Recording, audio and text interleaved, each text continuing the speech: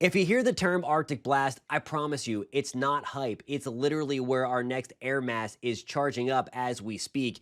If you need a conversation starter with your friends this week, I think I might have something cool for you. So, what we're looking at here, the current temperatures and something known as a backwards trajectory model. I'll get into that in a second. But as of Tuesday evening, 5 o'clock, gorgeous in Central Florida, low to mid 70s. Compare that to the current air temperatures up closer to the Hudson Bay, where it is about 15 to 20 degrees below zero.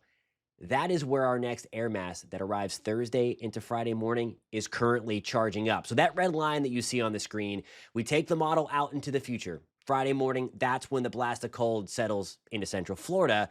And then it runs backwards to trace where it came from. And you see it kind of made a loop-de-loop around the Hudson Bay, took a trip up into the Arctic Circle, and then plunges into the lower 48. And by Thursday evening, it arrives into Central Florida, likely giving us the coldest weather that we have felt in several years. We're going to get into the significance of that in just one second. First, the actual numbers here. Yeah, it's going to be a little chilly on Friday morning. The freezing mark could make its way down towards the I-4 corridor. We're talking 34 or 35 to Kissimmee back to Orlando.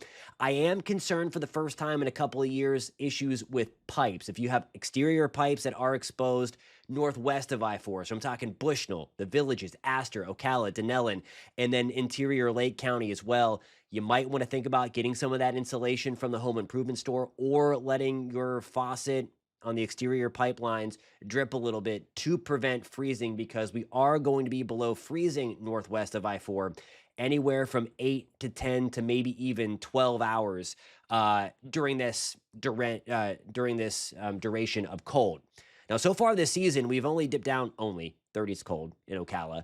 35 in Leesburg has been our coldest there. 35 in Daytona Beach, 36 in Orlando, Melbourne. Our coldest so far this season has been 37 degrees. So we are certainly going to break that. And we're talking about likely the coldest air in years settling in by Friday morning.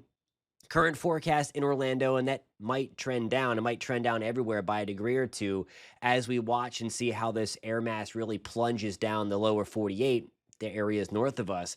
Friday morning, anyway, at the Orlando International Airport, 35 degrees is what we're forecasting in the greater Central Florida area. That would be the coldest morning since way back on Christmas of 2022. So some big time cold coming.